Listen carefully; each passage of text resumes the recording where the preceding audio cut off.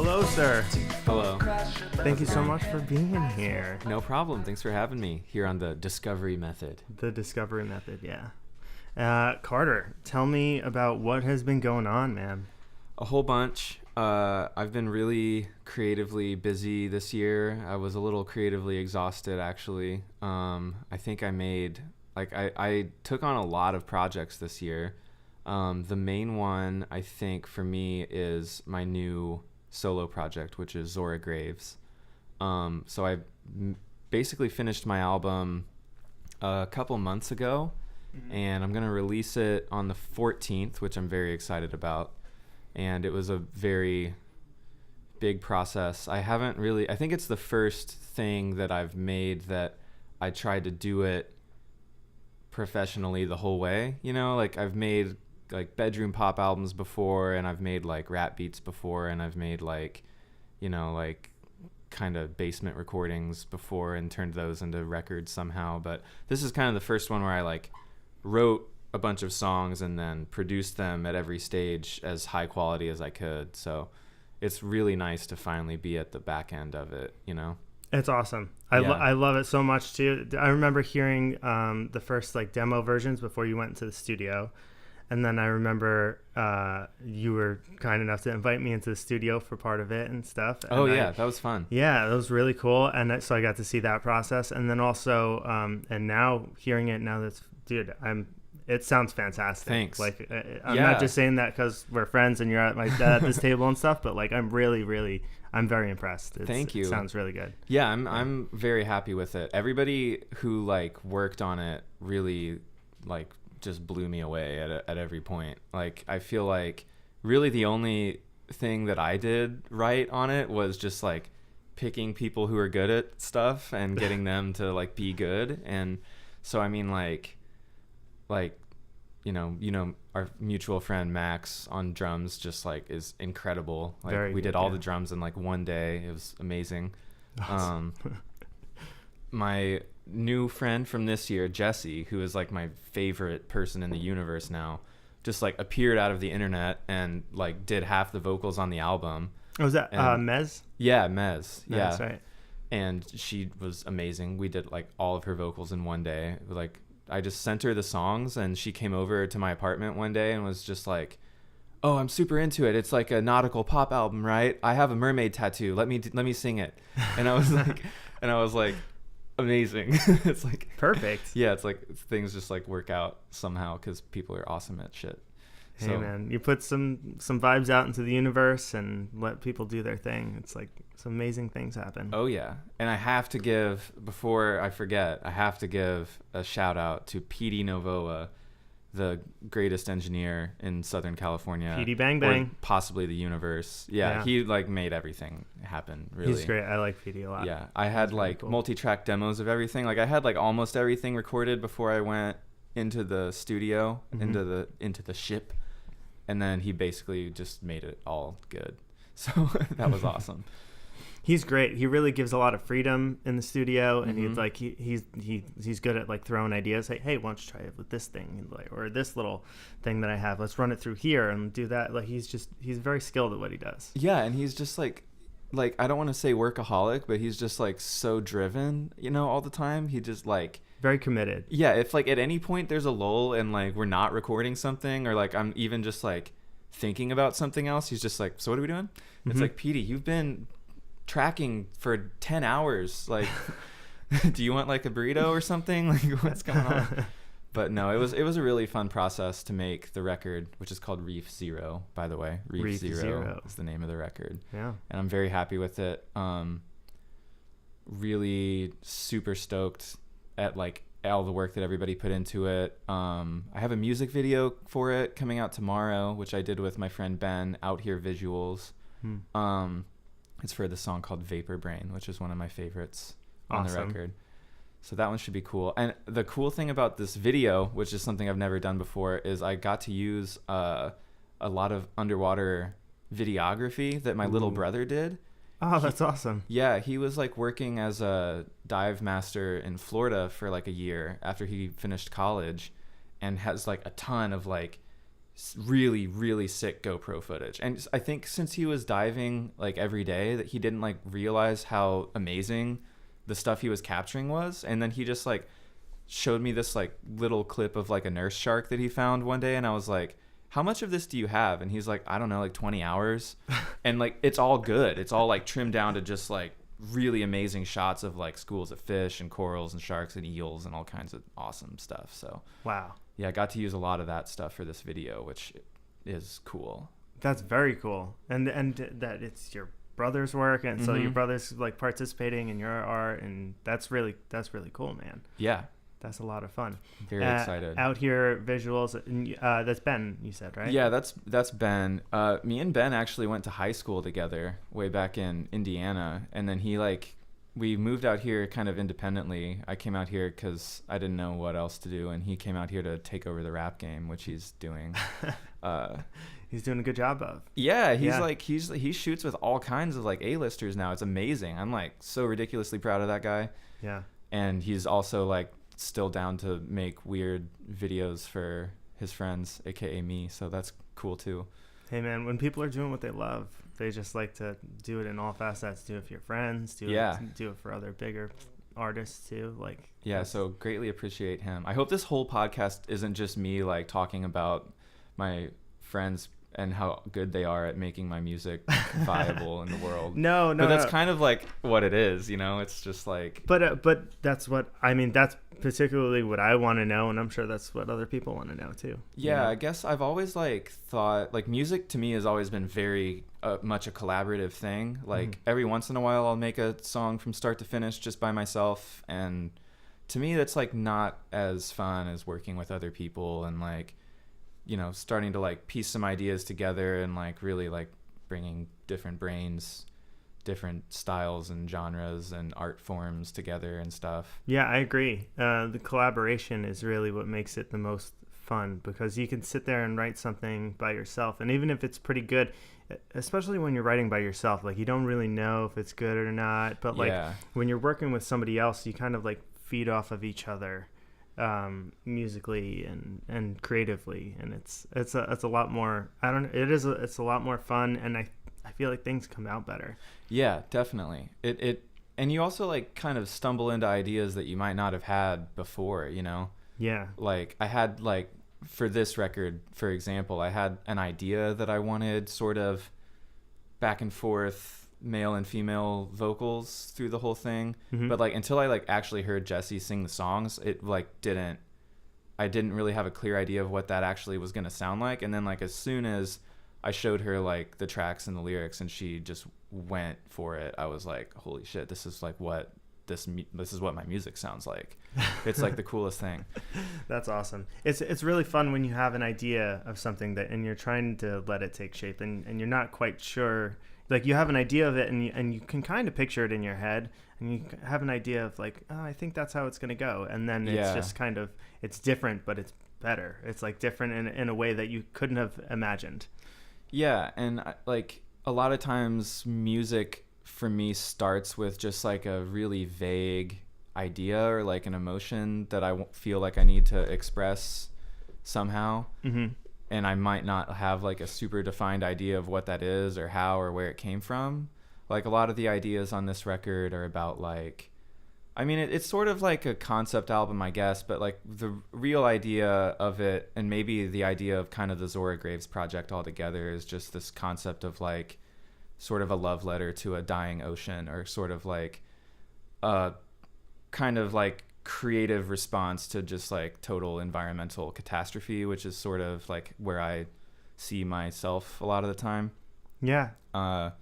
Being like, because I like went to school for environmental policy and then like started learning a lot about climate change and general environmental devastation and stuff. So I guess like my main creative aim is to sort of express like how that makes me feel, which is sort of stupid, I guess, but it's like, no, it's not. I find a lot of like inspiration in that, I guess, sort of like I as like you know, like relatively privileged white person, I don't like have a whole lot of like problems, you know, compared to a lot of other artists. So I feel like it's important to be able to like connect with things that actually do give me inspiration and that I feel like can be sort of valid, you know?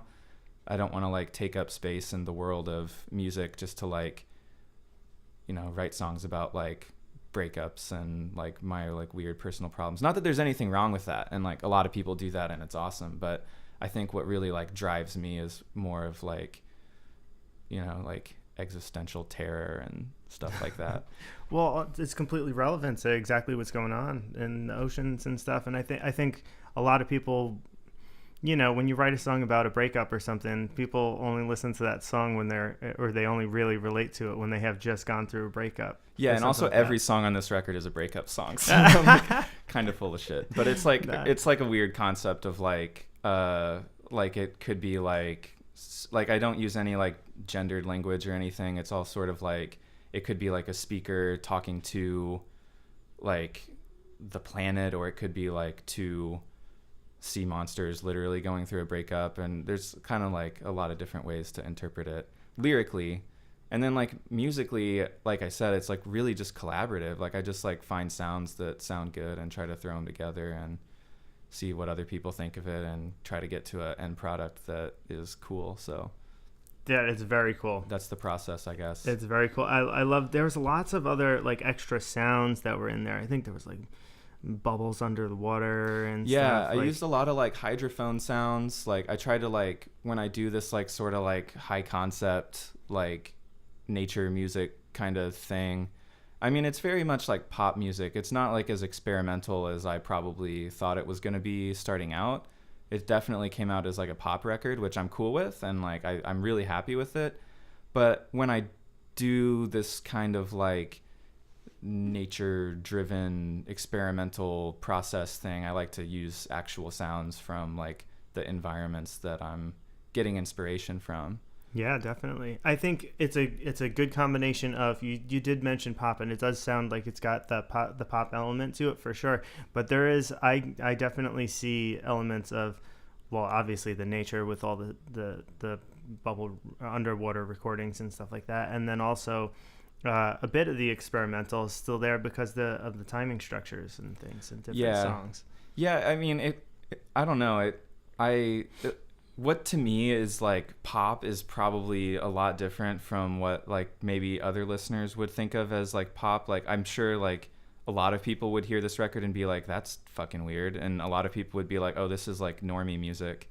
So I don't know. Like I think that like artistically, musically, I get the most inspiration from like very experimental artists. Like I think that like, you know, my big ones are like Animal Collective and Laurel Halo, and I don't know, I could probably start listing a whole bunch. Caitlin Aurelia Smith really inspired me this year to get into like some modular synthesizer kinds of sounds when I can. Mm-hmm. I don't know. I don't want to get into just like name dropping people, but the music that really like, oh, and Holly Herndon is crazy. I like just discovered her last year, I think. I don't know.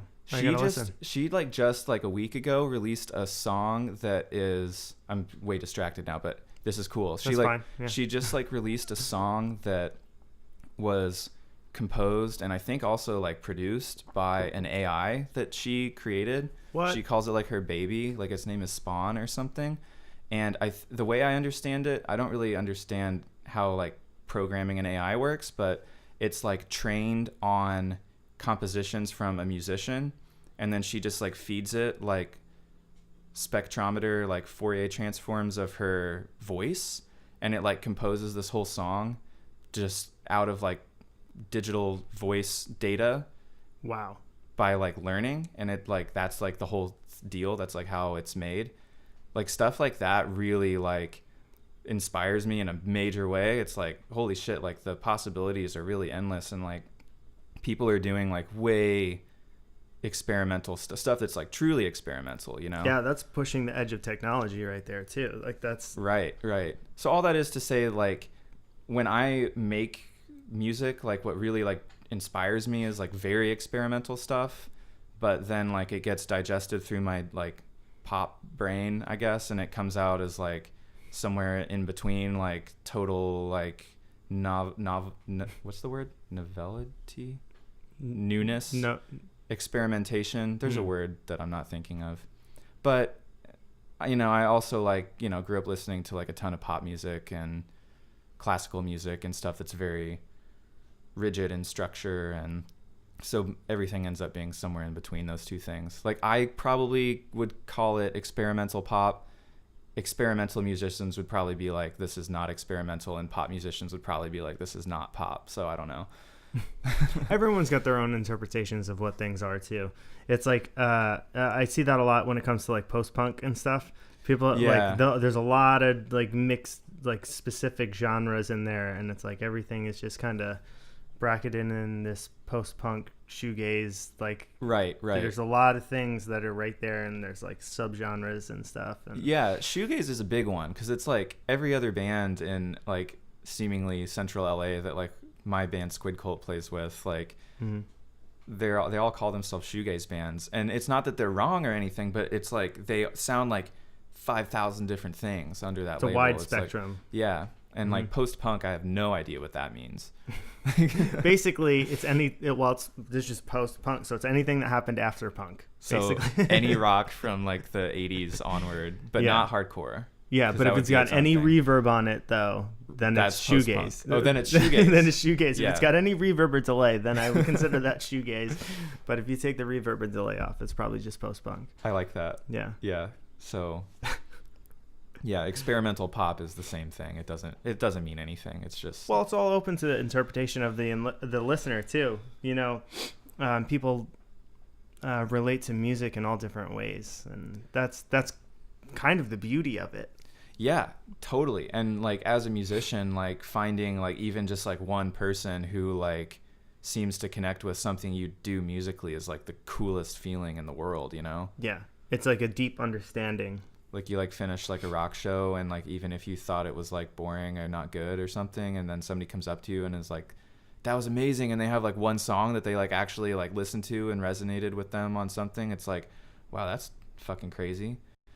Because like I've played that song like 600 times and I don't know what it means anymore, but if it meant something to you just now, that's like pretty sweet, Yeah, it's really nice to get that recognition from a listener. Yeah, validation is great. Oh yeah, validate me, audience. You will be. I assure you will be validated. This is I'm really proud of you. This album sounds amazing. Like I'm really, dude. I heard it a lot of steps along the way, and like I'm still at the end stage. Like I'm still surprised, and I'm just like, wow, that sounds great. I'm proud of you really too. Good. I don't know if you like talk about your own stuff on this podcast ever. Not a lot, but yeah, I don't like to be. I don't know. Like, but dude, you like started a record label this year, and like you've already got like 5 releases out, and like I know that like you've schooled yourself on like the ins and outs of publishing and distribution law and copyright law and stuff that I would have never thought about. Like I've always been, I'm the Bandcamp generation, like I grew up like when I was like 17 or whatever, and I started making music. It was just like, oh yeah, like, record some ideas, like slap some effects on them and sing through a SM57 maybe if you're lucky, and like what is mixing, and then you throw it on Bandcamp and that's it. And it tells you have a little copyright, so it's like I released an album, and now it's like, no, that's like not gonna go anywhere. It works for some people. Yeah, you never know. Some people who are more talented or more lucky than me have been able to like really blow up doing it that way. Especially like the whole like SoundCloud rap movement was like really cool to see, because that's like basically what I was trying to do from like ages 17 through 22, and then like 5 years later all these kids come in and just nail it. Like it's awesome. Yeah, it's cool to see that. There's a bit of the when people are just kind of making things that are and just like releasing them themselves. Like I think the best example is like OK Go. Like they were one that like really blew up. Like they had a pretty simple pop song, and like that song probably wouldn't have went too far had they not made an incredibly creative video. Right. Yeah. I feel like I only know that band from their music videos. That's like, but it's also like super smart of them, because they were kind of like, they sort of took like music videos to a whole other level that hadn't really been done before. Like in the 2000s, I feel like all music videos were basically like a really weird love story where they would be like, there'd be like a guy and a girl. Usually one of them is like the musician, and they just like go through these like weird scenarios, and like it's raining for some reason, and then like the band or the artist will be like kind of like diegetically like off in the corner somewhere playing, and it just cuts back and forth. And then there's also the music videos that are literally just like really shiny footage of like a band performing. I hate those. Yeah, I hate those so much. And just dancing. And then, you know, most rap videos are just butts, like people dancing and but that's smart butts. though. That's giving the people what they want. Like, it's true. Like that to me is like way more valid than like a video of just like a bunch of dudes playing instruments. But I don't know. I like in the music videos that like we've done this year with like my band Squid Cult, and like the one that I did for the Zora Graves record, I tried to do, you know, different approaches for each one, and like some of them turned out cooler than others, I guess. But I don't know. I feel like also the technology has become a lot more accessible. You know, it's a lot easier for like bands that don't have a ton of money, or artists that are just starting out, to make like pretty sick videos. Yeah. And we've definitely moved past this sort of like industry prescribed formula where like, you know, every video is basically like the same concept redone a million different ways, or it's just a performance video, or I don't know. Music videos are like one of my favorite things, actually, now that I think about it. And there's probably like a lot of really good ones from every era. I'm just sort of thinking like back when I like actually watched MTV and stuff when I was like a young teen, like it seemed like they were all the same, and all like kind of like just in this like weird like uncanny valley fantasy world kind of thing. Like they're like all rom-coms almost. Yeah, like I think the best ones are the ones that are like really pushing the barrier in any direction, whether it be choreography or cinematography or whatever. Just something fucking wild. Like, just wait, can I say bad words? There. Yeah, dude. Oh, you fuck yeah, you can. Something wild, like that OK Go video where they're like in the plane and it's like 0 G's. Oh my god, yeah, that one's. Like, I didn't know that was physically a thing. I didn't know that was like in the like laws of the universe that would happen. I guess it makes sense. No, that's how they train astronauts. Yeah. Yeah. It's for 0 I know that G. now because of that pop band. Yeah. See, and also like we learned something from that too. Like that's also really cool. Right. Music videos have to be educational. They have to be creative. It would be nice to have these certain parameters where you're like, all right, I can check that off. And Bill Nye the Science Guy was doing that. He Yeah. had. Do you remember all those like? Did you watch Bill Nye when you were younger? Yeah. He had all those like weird rap videos about science. Oh yeah. I can't like remember any of them in particular, but it was a thing. It was a thing.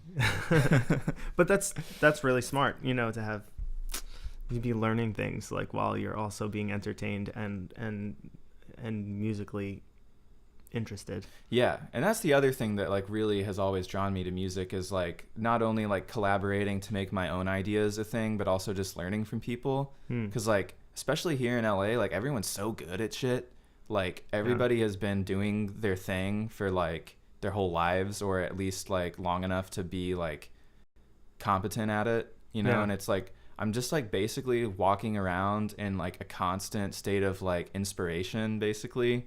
Just like I'm always just like, whoa, holy shit, that's awesome. Like I just like have that thought all the time, which is really good. That's good, I guess. Yeah, sometimes it like flips and I'm just like, oh, I suck. But it, you know, you just got to keep trying to get better and trying to learn, I guess. I don't know. No, dude, it's all I agree. It's all about the inspiration of all the people around you, and also the collaboration and the groups that you know put yourself in, and the people that you make friends with and stuff. Like it's all the networking that has happened since I've been in LA. Like it's the only way that I've done anything. Yeah, is through some sort of somebody was friends with somebody, or I met somebody, you to somebody, yeah. And then like a year or two goes by, and randomly they hit me up. Hey, do you want to? I'm like, oh yeah, okay, sure. Like it just seems like that's how everything works. And if you just have a positive attitude and are constantly, like you were saying, like, oh wow, that's awesome. Like just inspired by things around you, you're more likely to become friends with that person, and networking is just going to go that much better for you. Like life goes on. Just exponentially as time goes on. Yeah, totally. Because like you kind of like keep your connections and they'll build on each other and that sort of thing. I've always like been scared of the concept of networking. Like when I was in grad school, like there were all these events that would be like networking events, and they always like scared the shit out of me because I'm like kind of an introvert, and like the idea of, what is it? It's like the idea of meeting people with an ulterior motive and everyone's doing that, you know, like that always used to like really freak me out. But now that I'm like getting more involved with a lot of different artists and stuff, I guess it's like a lot more my thing or something. Well, of course, I can definitely understand your or anxiety or like unwillingness to be open in a situation like that, because I definitely would be the same way if it were a forced, not a forced, but like a false, like a networking event that they have or something like that, you know, job expos and stuff like that. Right, it's like, exactly. It's like it's a forced networking. So like everyone's constantly just like, oh, hey, blah, blah, blah. And like you say the same thing to every person. It's like almost not as genuine as just like meeting somebody in the real world and just networking with the person that was in line behind you at the coffee shop. Right. The best is when I never think the word networking. Yes, it's exactly. more just like, you know, we're friends or something, right? Do you want to come to the studio? And that sort of thing. Yeah. Because then all kinds of like cool stuff happens. Like I met, you've met Sev, right? I'm gonna plug another friend. You should. Yes. Sev. Krasinik, I think is how you say his last name. I'm not 100% sure on that. Sorry, Sev.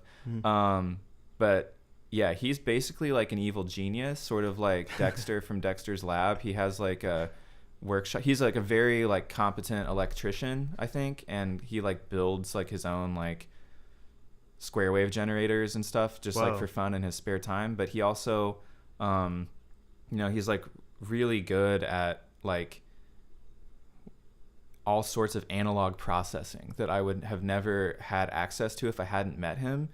Like we did one video with him for Squid Cult, the Angel Puke video, where he did like a ton, like we filmed it all digitally, but then he like bounced it all to VHS and did all sorts of like really crazy processing to it. Oh yeah. And like a lot of like really cool distortions and stuff that like I like would have been impossible working with somebody who doesn't have like that really awesome crazy skill set. He also like showed up to the studio one time with a water phone, which is the instrument that they use in horror movies to make all those like all those like really terrifying sounds. That was my mouth water phone. Yeah, he like brought one of those, and then he also just brought like a saw and a screwdriver, and was like, we recorded that through a bunch of like pedals and stuff. And just like that to me is like the coolest part of making music, is just like actually like the real experimental. Yeah. Like working with people who are like really do have off the wall ideas and like want to make new kooky shit and just like going for it. And then like I can kind of like go figure out how to map those to my like creative ideas later, you know? Yeah. It's always been like kind of half improv, half deliberate. I would say, while I'm rambling, like this album was very much like a deliberate kind of, I don't want to say contrived, but it kind of was in a way, you know. It was like I had like the concept. I was like, I want to do an album about basically an underwater breakup that's like a metaphor for climate change or whatever. Yeah. I don't even know if I thought that hard about it. But then I like actually wrote each song and like figured out the arrangements before I recorded anything. And that's usually not how I do it. Usually it's like at least half improv, just like messing around in Ableton and recording stuff or like gathering samples and throwing them at each other. And so like I would say that like I don't know if I'm going to make another record like this, because it was like really stressful doing it from the top down like that. It was sort of like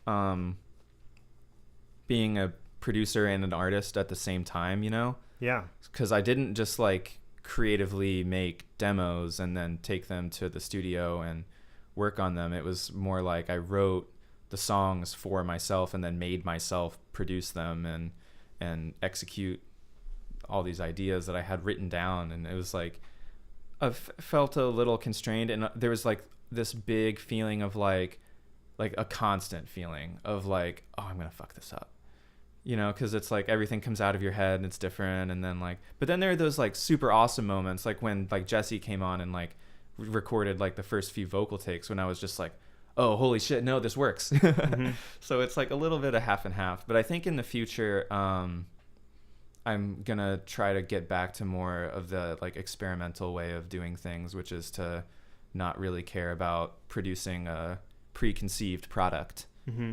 So doing like one step at a time, and then kind of a just little kind bit of going where the sounds take me, kind of thing, is where like I kind of like to be headspace wise. I like how organized like I that's one thing I probably lack a bit in, is the organizational skills to just be like, okay, this is, or not the organizational skills, but maybe it's just the determination to be like, okay, this is the album I'm going to work on, and these are the songs that, and then like taking that apart, and like, but from like, to do that, you obviously took like a big step back and be like, this is the thing that I want to have. Yeah. And for me to have this, I need to take this little piece, and I need to take this little piece, and I need to build a bridge here, and I need to do all these things to make this thing complete. It was honestly, it was a big project that I like, and I did not realize how big of a project it was going to be when I like dreamed it up. Like, but I, like conceptualizing like a whole album and then putting it together like piece by piece, like to fit the mold that I had come up with, was like, it was not something I should have done with a full-time job, because I got like really stressed out, and I also like, I struggle with anxiety disorders of various forms, so that like can like really kick my ass sometimes if I have too much on my plate. But got through that whole thing, didn't have to go to the hospital. So if your record puts you in the hospital, it's probably not, you know. Yeah, it's probably not for But this one didn't. I won. But it didn't. It tried to kill me and it didn't. That's good.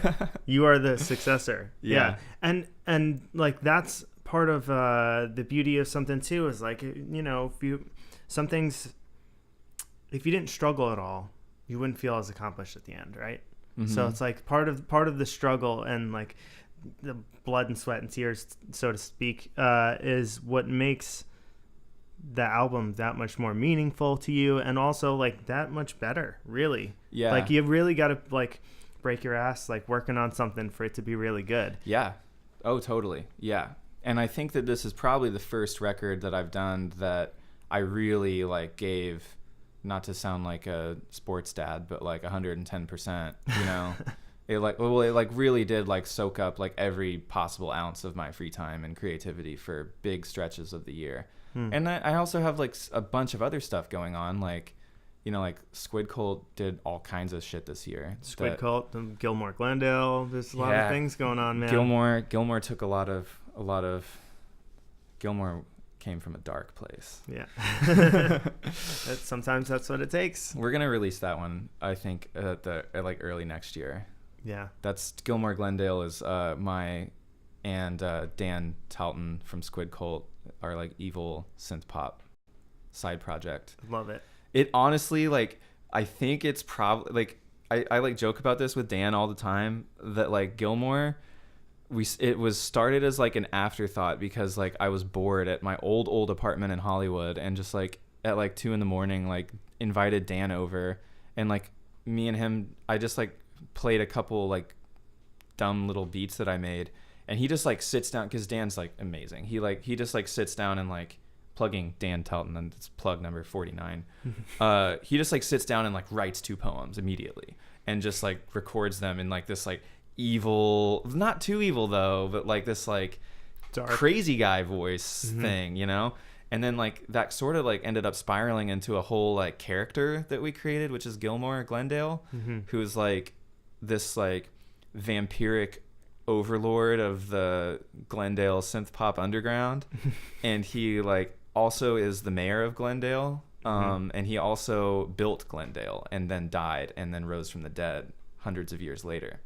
So all of these things are true because we made this record. I love it. And yeah, it's like you guys and your creativity is just like I'm always in awe just of like all the creative outlets and things that you're doing, like musically, and just the ideas, and it's really, it's inspiring. Yeah, like it's really cool. But it's just weird because like like to me, it wasn't a joke. Like I definitely took making the Glendale record seriously, like I would any other record. But it was very much like off the side of the desk kind of thing. It was just like we would work on it like one day a month or something, and we were just like, oh, you want to like have Glendale Day, and we'd like, yeah, let me get in the mood. And like we would like work on it, and it's like a 2-year-old album, like, and we still haven't released it. It's gonna be like a 3-year project by the time it gets out, and it's only like 10 minutes long. But it's like actually kind of good, I think. I don't know. It's like very different sounding. Well, did you guys release one song? We got picked up by this like compilation. We're on like LA Gravewave Volume 2, I think is what it's called. That's right. It's around Halloween time, right? Yeah. And like everybody I show it to is like, this is crazy. Was there a whole album of this? And it's like, I get more response out of fucking Glendale than I do out of all of these like blood, sweat, and tears projects. It creates like some hype, and then everything's connected. Like if people are gonna look up Gilmore Glendale and be like, hey, what are and they'll never learn anything. They'll have to find this podcast to find the truth. Maybe this is the bridge that'll connect everything. It could be. I've been rambling a lot, but I guess I've been doing a lot, so this is probably healthy for me. Yeah, it's not just rambling. No, this is the point of the podcast, is to talk about all the things that are on your mind and things that you want to put out there, and I think that's the whole point. Great. That's as far as I'm concerned. Yeah.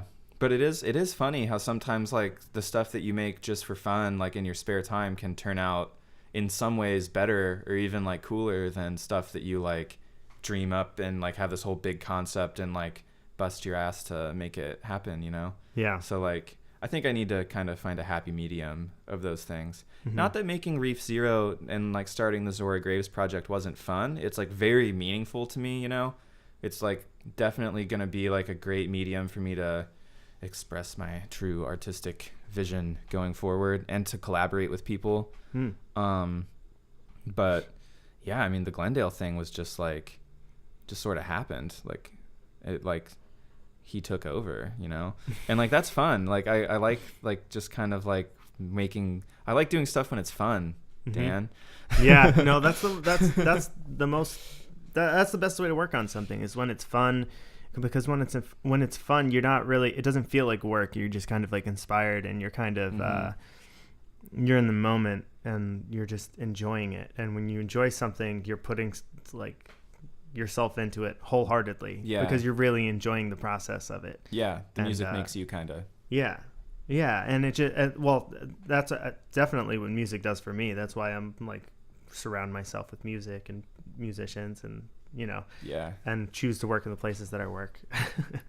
Actually, I was at the rehearsal studio last night, and Dan called me. It was like midnight, and he's like, hey, and I'm like, oh, Dan's calling me at midnight. I wonder what's up. And he's like, hey, I'm just driving down the road, and I'm passing Deluxe. I was wondering if I should stop by. I'm like, yeah, sure, come hang out. So he just came and hung out for like half an hour. Oh, nice. Yeah, and we were just talking about Gilmore Glendale and stuff a little bit. Oh, sweet. Yeah, it was cool. And we were talking about, pretty much said the same things that you were just saying. Like pretty much it was like a fun creative process, and that it'll probably be early next year or something. Yeah, like I think that. so. Yeah, we still gotta figure out like I think the album art is the last big thing to figure out, like whether we're gonna title it, just like little things. But yeah, so Glendale's coming, Reef Zero's coming before that. My music video, which I'm super excited about, is before that. We're gonna make another Squid Cult record. Yes. We're gonna make like it's more like a hardcore record almost. Yeah. Like we're still kind of doing like the spazzy odd time thing, and still a little bit of like the melodic thing, but I think we're mostly just because it's just the three of us now. I think we're mostly going for like pretty aggressive, like heavier rock type. Yeah, like more like old school, like 80s hardcore and like more modern punk mixed in, stuff like that. That's cool. So yeah, I'm really excited for it. It's nice to like take a breath is the wrong expression, because this is like the intense one, but like doing all of like the meticulous like pop and experimental computer music kind of stuff. Sometimes it's nice to just like play guitar and scream and jump around.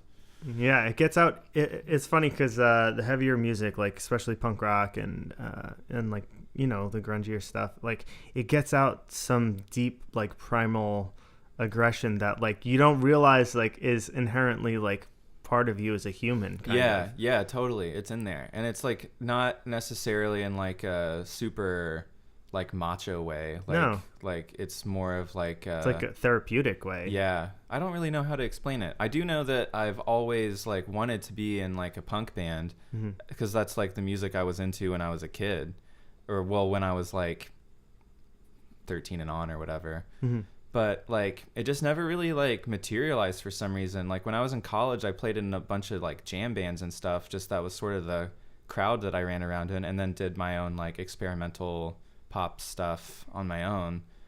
And like I always really wanted to just be in a punk band, and like I finally am now, but I'm also 26 now, and it's like I don't know if like the window of opportunity to like be a punk rock musician and like have it be cool is over, or if I'm just like looking for a like, you know, nostalgia for something I never had or whatever. But I'm not really too worried about that. It's like, never over, man. You can like that there's no age limit for being a punk rocker. There's That's true too. there's you ever go to the Redwood downtown?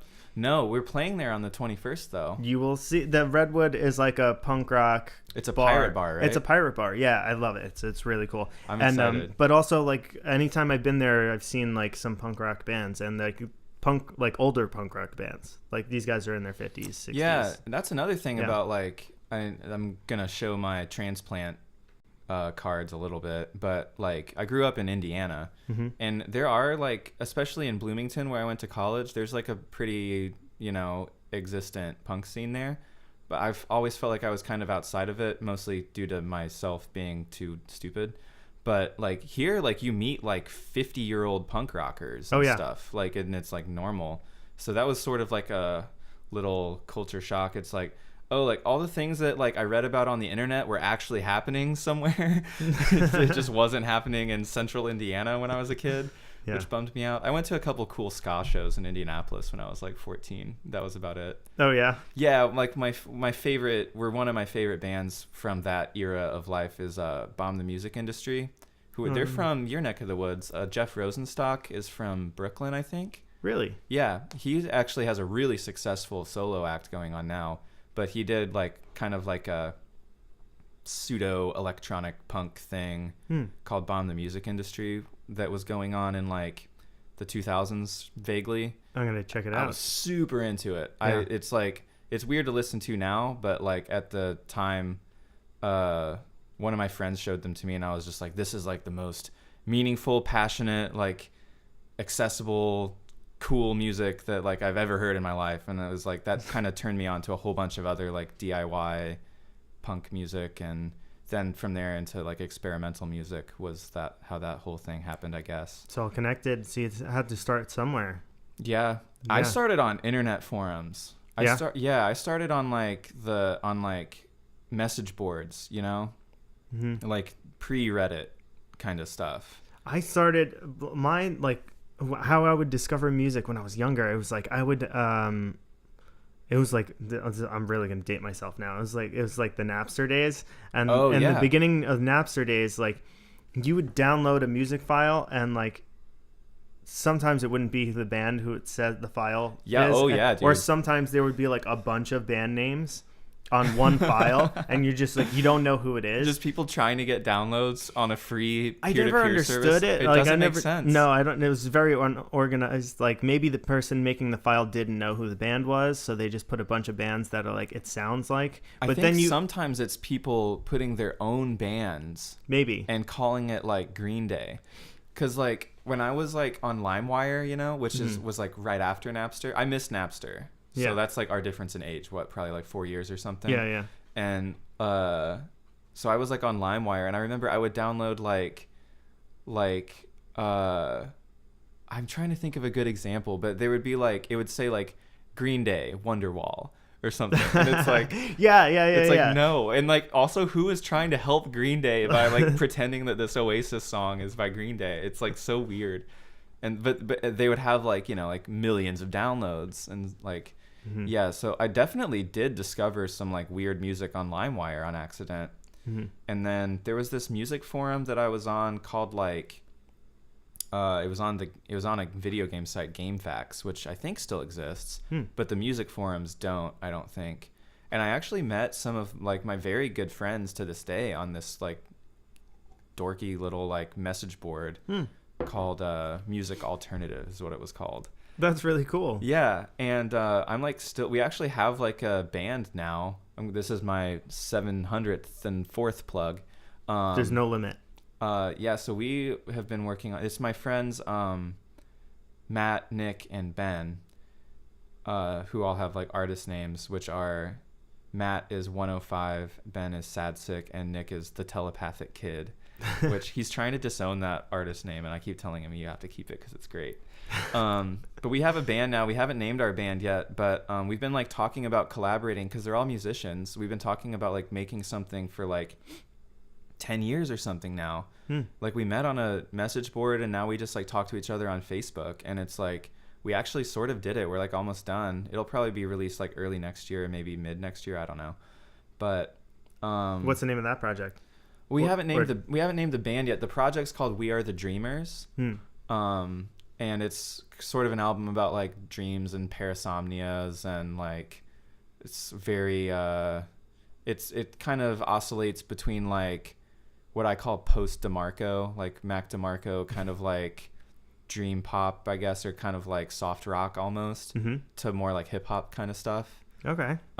So it's genre wise like a lot of things I do. It's sort of all over the place, but it's like so crazy to think that like I like actually like made a whole record with a bunch of people that I met on a message board like 10 years ago.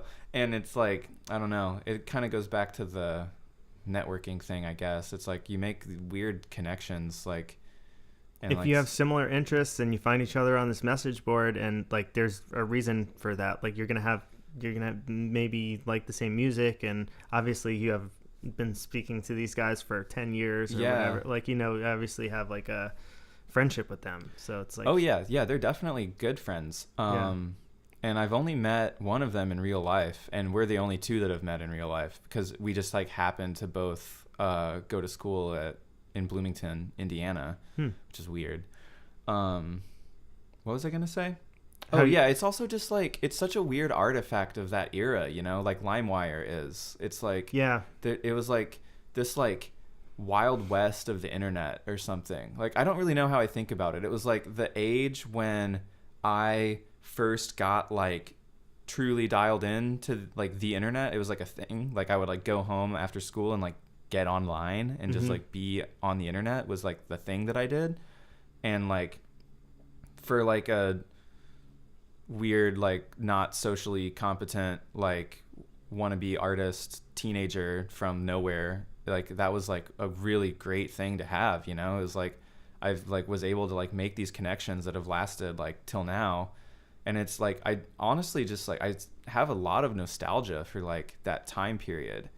And it's like not that I don't like the internet now, like I'm like fascinated by it always, but it's just like, evolved in a different way now. Yeah, and it's crazy to like remember like what it was like to like refresh a forum page and like see if anybody responded to like your post, and it's like, what did that do to my brain? You know, like it makes you go on Instagram and check to see if you how many likes you have. Yeah, it's not that different. It's just it's just shinier now. But yeah, I would say like that kind of like early 2000s nostalgia is also a pretty powerful creative force for me.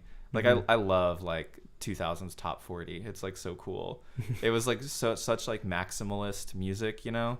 It was like the first CD I ever got like of non-classical music or the Beatles was Outkast Speaker Box, The Love Below. Oh, the that's double a good album. one. That is a good one, man. Yeah, that was like the first like actual like popular.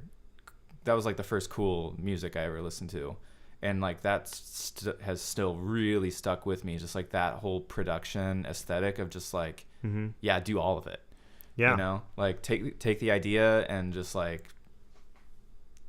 Yeah, all the way to the top. Ratchet it up, like throw all the spaghetti at the wall and like just leave it in there. I like minimalist music too, like, and I get that out of me sometimes in other ways, but yeah, I see like I'm like I'm like neo 2000s is my music aesthetic, I guess. But there was so much good music there though. Dude, like, Toxic by Britney Spears is the best song ever made.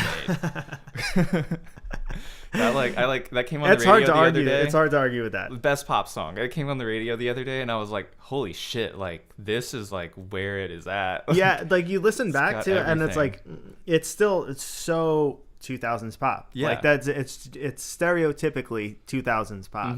But you listen to it and you're like, holy shit, like that's a really fucking good song. It's got everything. That's a really good song. Yeah.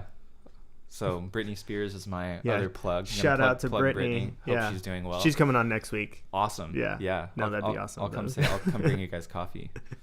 Yeah. Cool, man. So what's new with what else are you doing Septarian wise besides I got this releasing my stupid project? It's not stupid. Don't say that about yourself. No, it's a great project and I'm excited to be doing it. Dream Clinic, my band, has a album in the works. We're almost done recording. Probably be done. I have your sticker. Oh yeah, I have your sticker. Representing Dream Clinic. Representing. We'll probably be done by the end of the year. Probably start slow release and do like a single, similar to what you're doing. Do a single and then do a video. Yeah, that's smart. In like January. Is it a full length album? Yeah, it's gonna be full length. Man, I think full length albums are a dying art form. It is, yeah. And not that that's an original idea that I had, but like that seems like being more widely acknowledged that like realistically, yeah. Like the return, what is it called? Diminishing returns, you know? Yeah. Like I'm really glad I made this Week Zero album. I'm super happy with it. I think it's the first thing I've made that I'm gonna be happy with for a long time. But yeah, I mean, it's like, who listens to a 45-minute record from one artist anymore? I mean, I do, but I know that a lot of people don't. Musicians do, yeah. Like, especially if it's something that they are really into. And I think that, you know, music critics probably do. And that's like 0.5% of the population. That's probably true. When I hear a song that I like, I will immediately go to the album. Yeah. And I'll put on the whole album and see if this is an artist that I like or if it was just that one song.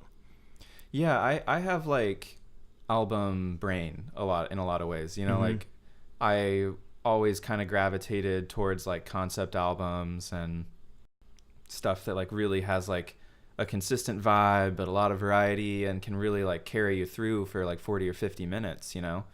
And I guess like maybe people just don't have as much time anymore, or they don't dedicate as much time to it anymore. Like, I'm not going to blame the consumer for it at all. But I feel like a lot of artists, just maybe most artists, are just doing singles and EPs now, maybe. And it seems like that is more efficient. Well, people have such a short attention span now that it kind of like, it seems like that's actually the way to go with just the EPs and singles and just like even just one-off like single music video. Yeah. Like totally. Releasing a single and a music video for it, and then like do that like 2 or 3 times a year. Yeah, and you're good, I guess. I don't know. I also really like the idea of like a short album, like the. Do you listen to Earl Sweatshirt? Oh yeah, a little bit. I haven't. He just released an album like a few days ago that's like really cool. It's like kind of lo-fi hip hop stuff. I think he produced it like himself. It's really interesting sounding, and it's like 20 minutes. It's like 16 songs, but it's like 20 minutes. Just a lot of like single loop beats and stuff. And so like I think I would maybe like to try a project like that where it's like a lot of short songs. Another one is Ben out here visuals showed me Tierra Whack. Is more like pop rap, I guess. And her record is like 15 1-minute long songs or something like that. And she has a video that's the whole record. And that's like interesting. Changes scenes. They all like flow into each other, but it's like all the different songs. Yeah, it's like one video, but it's like 15 videos, and it's like one album, but it's like 15 songs. You know, that's like, really interesting. See, the people changing the format. Yeah, you know, totally. Like that's what's interesting to me is when there's people are taking, you know, an album and they're chopping it up in those little 1-minute sections, and they're making the whole album only 15 minutes long. Like that's a new thing. Yeah, and it would require some discipline for me because I like a lot of times I think I like my own musical ideas a little too much, like disproportionately. And it's so if I like come up with like a cool like groove or like a cool like little odd time trick or a chord progression or a melody or something, it's like, oh yeah, I can make that happen for 3.5 minutes, easy. But what if it was only for 1 minute, and then you kind of like leave people wanting more? Is sort of like move on to the next thing. That's the smart way to do it. Yeah, actually, that's a really good point. There's a lot of times I do the same thing that you were just saying. Like I get into a groove, odd timing, something like that, and I'll just do it, and it'll be like a 8-minute song. And I just like it gets orchestral, and I add lots of layers to it, but still, like nobody wants to hear the same loop for 8 minutes. Well, certain genres it works, you know, like electronic music, you can like do like more stuff. Anything proggy. I'm not really true. I'm not a big prog guy, but like anything proggy, I feel like, you know, kind of is necessarily longer compositions and stuff. Usually not a repetitive loop, but then there's like, you know, like minimalist techno and stuff. Like one of my favorite records ever is it's called Submerse by Loscil, I think is how you say it. Loscil, Loscil. And it's like minimal techno. It's also like it's like an underwater ocean submarine album, so it's like, you know. That's awesome. There's probably a reason why I like it, but like they're pretty long songs, and they like are mostly just like single loops, but it just builds in such like a subtle way that like you don't realize you've been listening to it for 8 minutes. So like there is like still room, I think, for that, and like there's an audience for it for sure.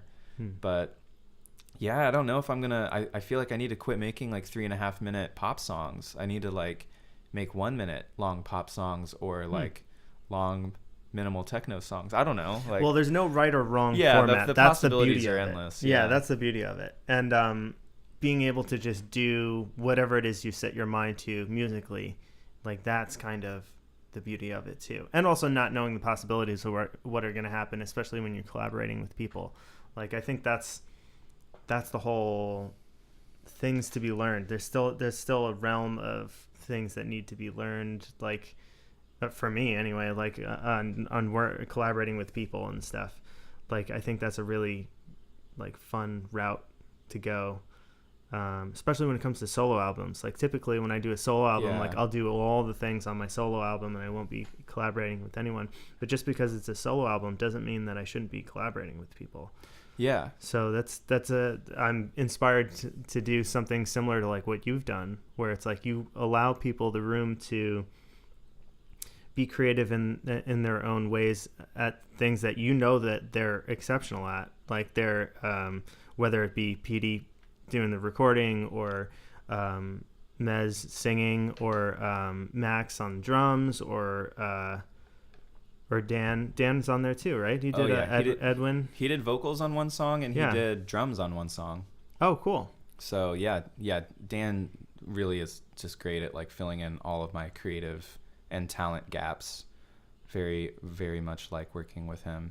Very talented. Yeah, he's incredible. He's such a great songwriter too. I like feel embarrassed like having him sing one of my songs because it's like, I know that this would be better if you wrote it, but just do it my way. No, there's no embarrassment there, dude. Yeah, I'm sure he was stoked to do it. Well, and it's good. It's good to like be in a band with somebody who like kind of challenges you to like do your best stuff, you know? Right. You want to be working with people that you put in good light because you're inspired by them, and also like you feel like you're pushing the boundaries of what you're capable of. Yeah, like it would suck to like be in a band where everybody like is just like, oh yeah, good idea all the time, you know?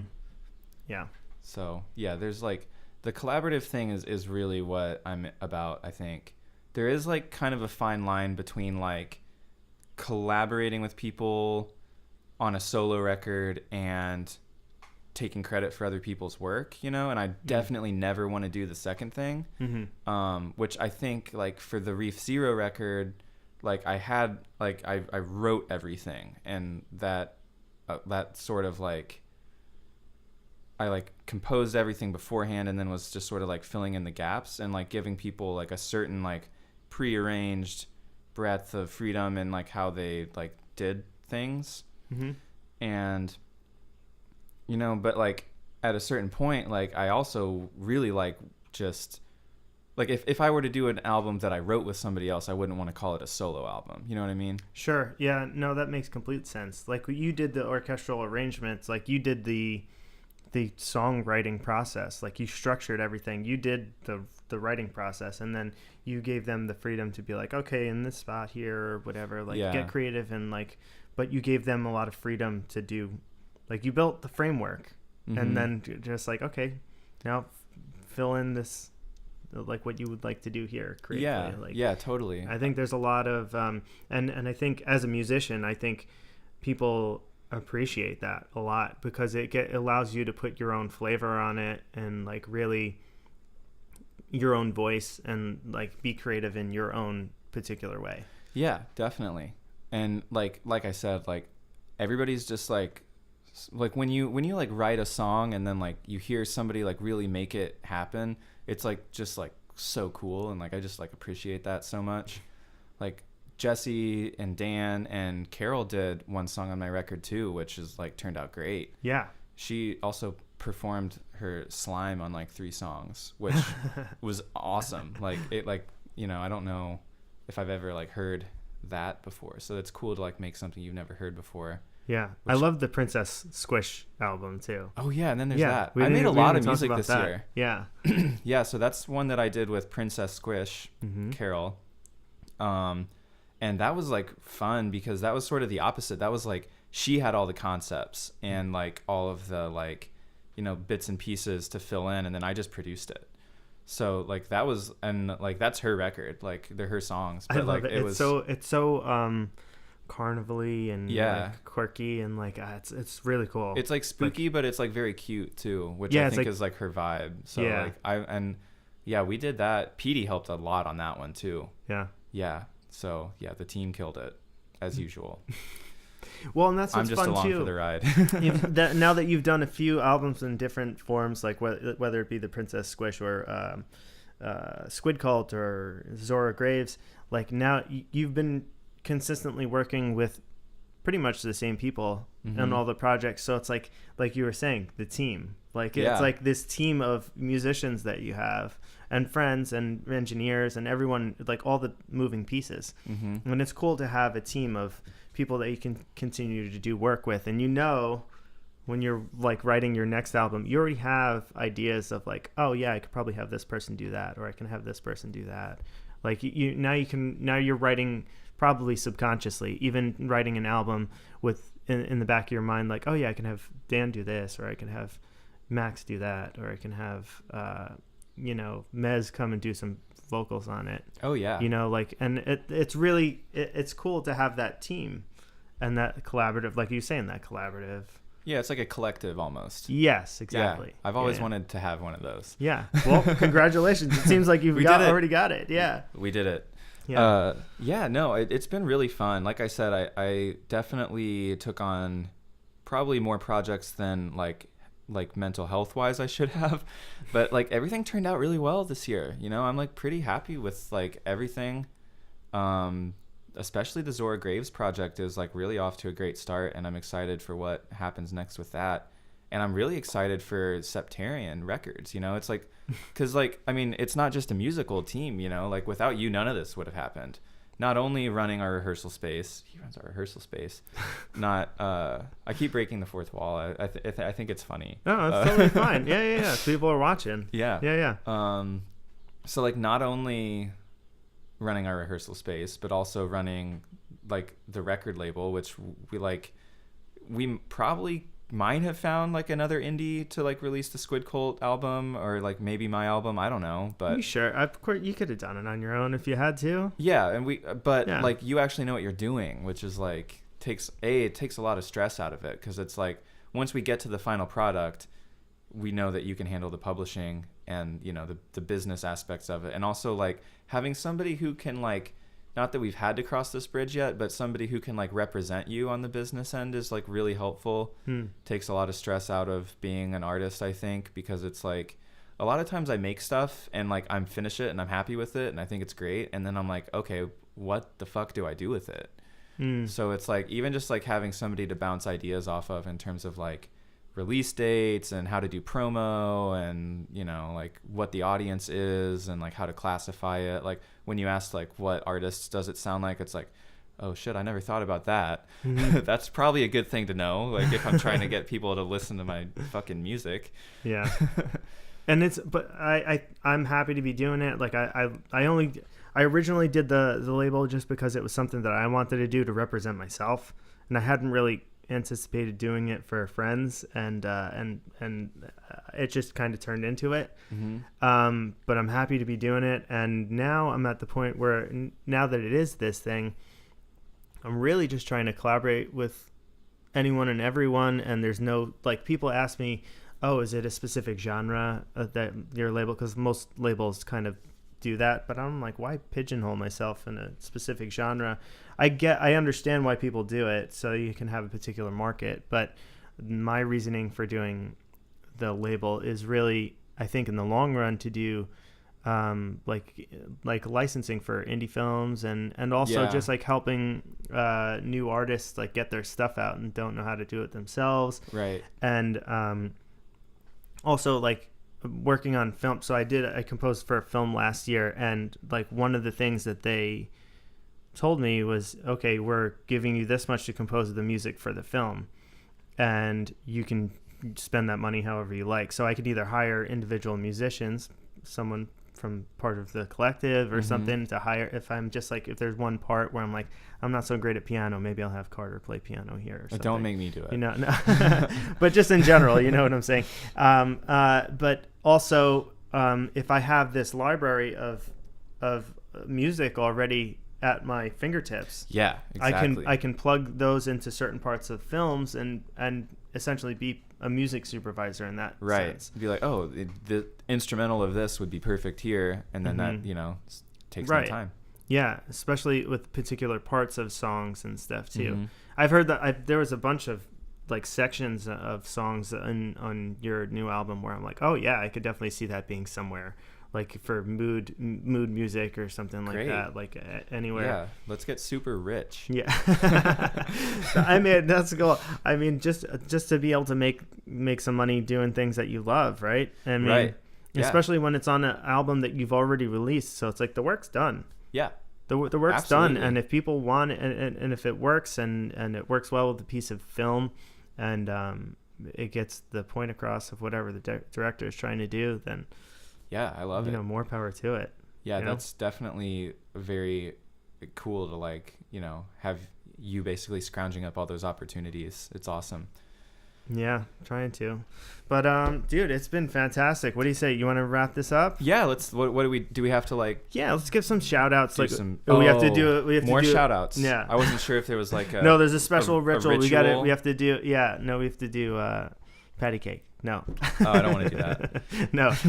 What is do you want to give people your Instagram, or you want to do Yeah, my Instagram is @ZoraGraves. Follow me. I mostly like post like music and pictures of my cats and I love it. Some video game stuff. Yeah, Zora Graves, and then Squid Cult, right? Yeah, Squid Cult. Yeah, I think we're Squid_Cult on Instagram. Mm-hmm. That's the rock band here in LA. You can also like just come see us. We play shows a lot. So yeah.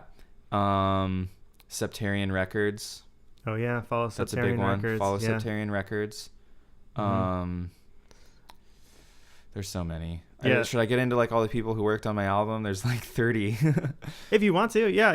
We can leave it in the. We'll tag it in the video descriptions. Yeah, in the video descriptions. Yeah. Definitely follow Out Here Visuals on Instagram, because Ben's like really close to 10K and he's pretty excited about that. He might have hit it already. Yeah. But because he's taken over the rap game. But taking it over. Yeah. He is. He's great.